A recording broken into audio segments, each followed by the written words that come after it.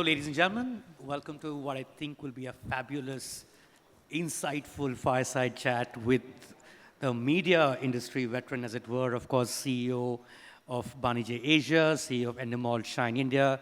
आने से पहले मैं सोच रहा था कैसे शुरुआत करें, but I think your office sent me a great starting point to this conversation.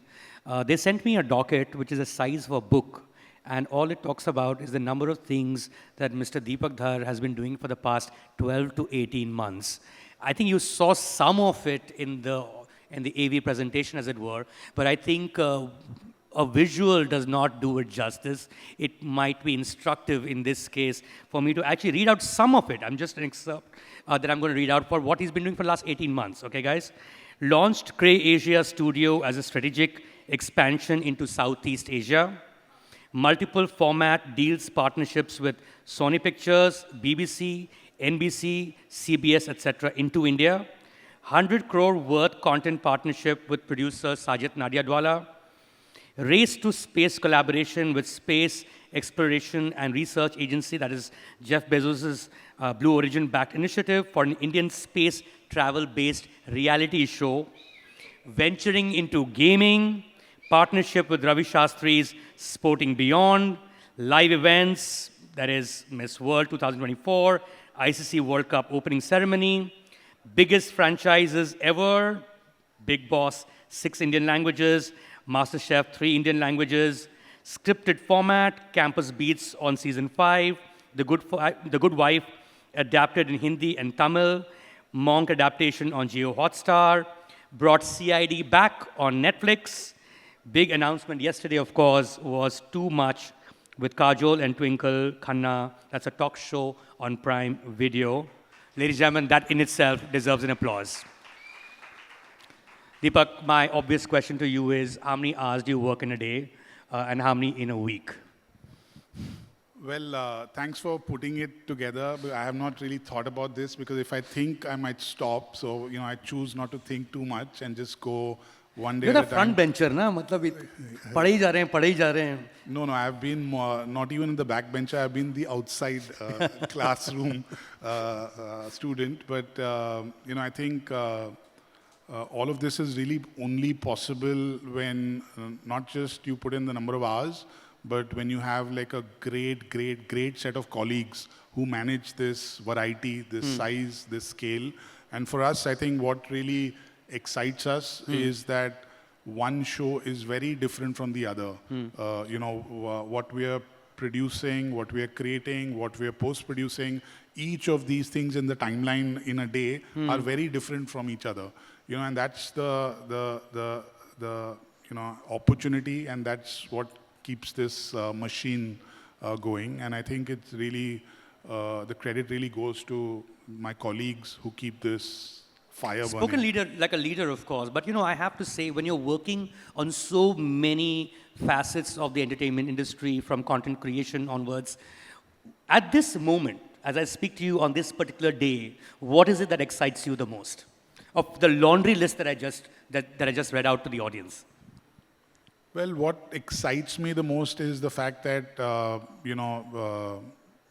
we produce close to about 800 days of Big Boss in a calendar year still. So that really excites me as much as it used to excite me back in 2005 when I first brought the show. Because, it's been an exciting journey since those days. It still is very exciting. It's still fascinating. How we produce close to 800 days and 365 days, even I don't know. But that's, again, like I said, the opportunity in India. Tamil, Telugu, Kannada, Malayalam, Bangla, Marathi, TV, OTT, all put together gives us the size, the scale. So that really excites me.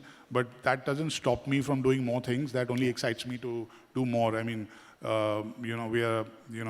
we created Night Manager, which was, we've tried to bring a very cinematic storytelling to OTT, and that was the first of its kind. We will do more such things in the future as well, and those are all in the pipeline, itching to talk to you at some point in time to really put that out there. No, absolutely. I mean, when you mention Big Boss, for instance, and this is like the early 2000s when we brought down Big Brother into this country, and of course it's just exponentially grown since then, Deepak. The world has also changed hugely since then, to a point where it can be argued that we all live inside a big boss house. You know, we're all putting out our own content. We all like to be seen on a live basis. Main idhar gaya, main udhar gaya. They put themselves live on air in the same way that Big Boss. How do you think that world has changed? And has it really affected Big Boss in the way? Because I can watch Big Boss on my Facebook, on my Instagram, on my YouTube. Why do I need to go to Big Boss? But it's still grown though. I think the world around Big Boss changed in a great way. It's only accelerating more consumption of the show in short format, long format, in episodic content, in weekend content, in live streaming content. So what happened was I truly used to believe that Big Brother, Big Boss was like a caged lion on a primetime show. The minute this exploded, it was like really all over the place. It's become a nuisance almost. Like there's so much of long format, short format. So I think the world around it changing is only very good for Big Brother, Big Boss because there's so much more to consume. And we film 24/7. We film 100 days in a language, and like I said, in 800 days. So can you imagine the amount of content? And people. All of us are voyeurs. We still love to know what's happening in our neighbor's home, right? So we're just putting it out there and we're just sanitizing that content and putting it out and people love it. A lot of people love it. A lot of people hate it, but still watch it. It's, it delivers almost 2 times, 3 times the slot average. Are you a watcher yourself? Are you a fan of Big Boss? Come on, you can say it. Well, no. I kind of nitpick what I create. And, I was just, while I was sitting there, I thought even the AV was a bit too long. That's the feedback I'd probably give my colleagues. Say, I think we need to make it shorter, but they want to tell more things in the... But, when you're doing a non-fiction format, and in many ways, Deepak, you are the king of reality television in India, not just for Big Boss, but of course, Khatron Ke Khiladi, there's the Kapil Sharma show, etc., and it's only grown over time. How different is it when you move into a fiction format? Is that more limiting, or is that actually easier because you have everything under control in the sense of it's a story being told? Well, last time somebody told me that I was a leader in the reality or non-fiction format, I decided to quit the company and start a new company. So you can start another company now. So I quit Endemol those days and started Banijay purely because I wanted to detox and stay away from reality. And I thought, of course, I had produced a lot of reality. It seemed like I became a one-trick pony and I could only produce reality. And I wanted to prove myself wrong, learn and unlearn. So that's when we started Banijay, and that's when shows like Good Wife and Monk and Trial and Night Manager came out. So for me, what excites me is the fear of the unknown. It's doing something new, doing something absolutely, something that people would possibly not want to do. I've succeeded a few times, I've failed many times, but you live and learn and move on. Right. The other reason also, if you don't like the title Reality King, then we'll stick to just the... No. Last time somebody said that I really quit. Media industry veteran, as it were. But I have to say, given that you deal with IPs, Deepak, and I'll start with reality first, and of course, fiction as well. Why is it that we've not managed to create? There is a huge demand for IPs across the world. We import them. You've imported so many of them, and they've done hugely well adapted to an Indian scenario, of course. But why is it that Indian content, Indian IP, has not been such an exportable product or exportable piece of media consumption, as it were? Well, essentially, I think the way television content was being created, it was very hyperlocal in India, back almost for about 20 years now.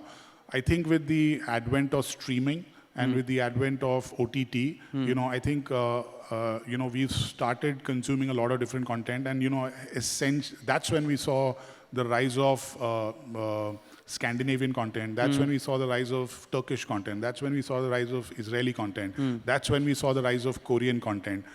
That is, the time is now. And I think, with, a lot of the movies now making the big moves and even our shows getting consumed internationally, thanks to streaming, because the world has become a smaller place. It's shrunk in terms of consumption of content. I think the timing is just right. So it will now move in the other direction.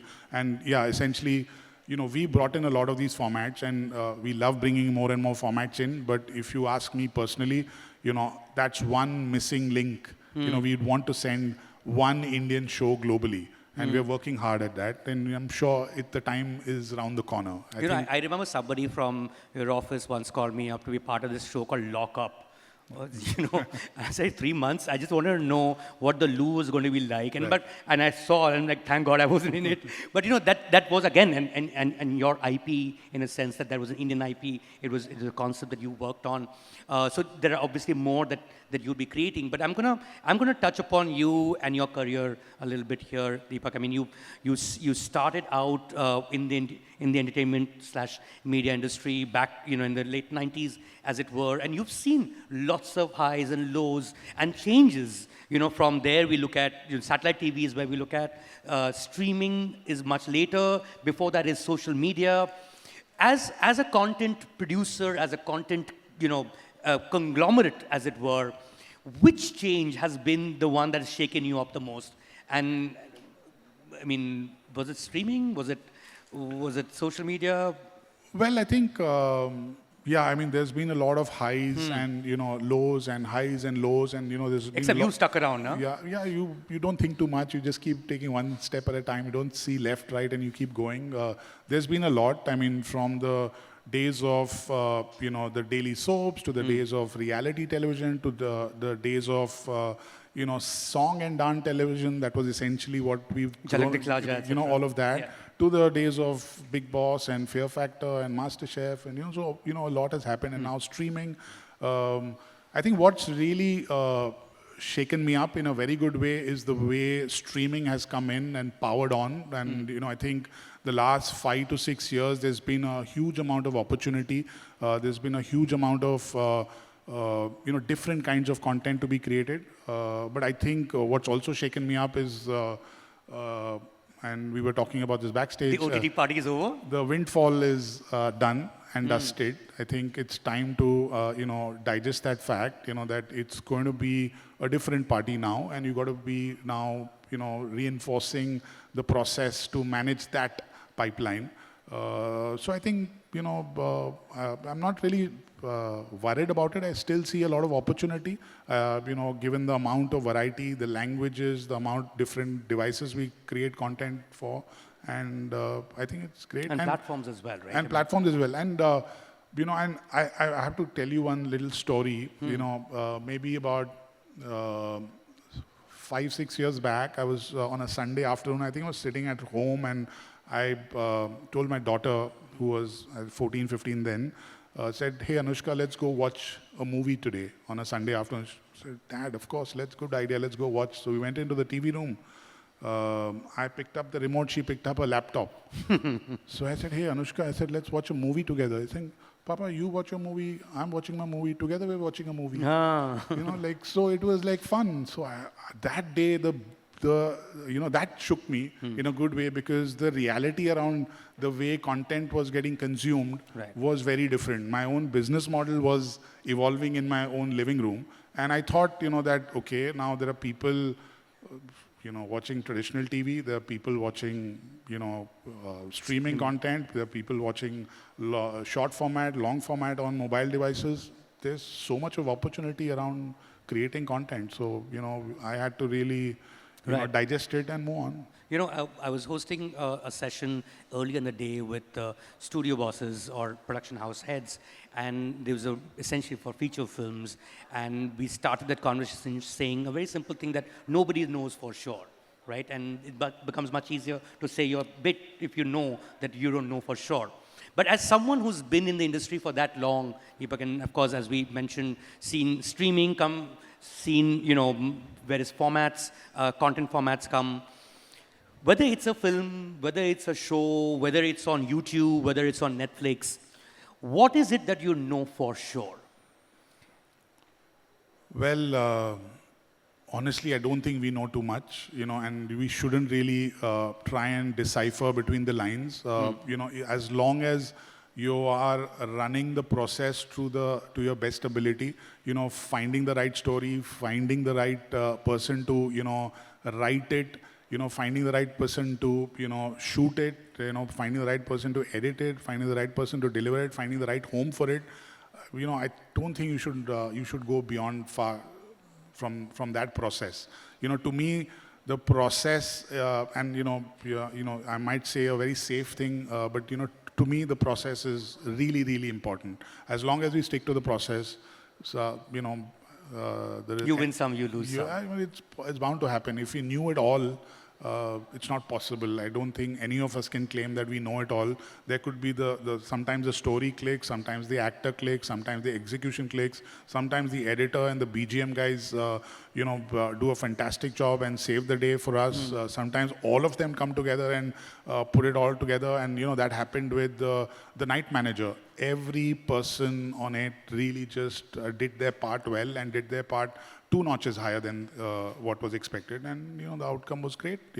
So you just want to find the right story and find the right team. So that's about it. And I'm like the father outside the classroom praying that everybody performs. That's the best you can do. You can just screw it up, put it all together, and just hope for the best. Spoken truly like a nuts and bolts person in the entertainment industry. Ladies and gentlemen, please give it up for Deepak Dhar. Thank you.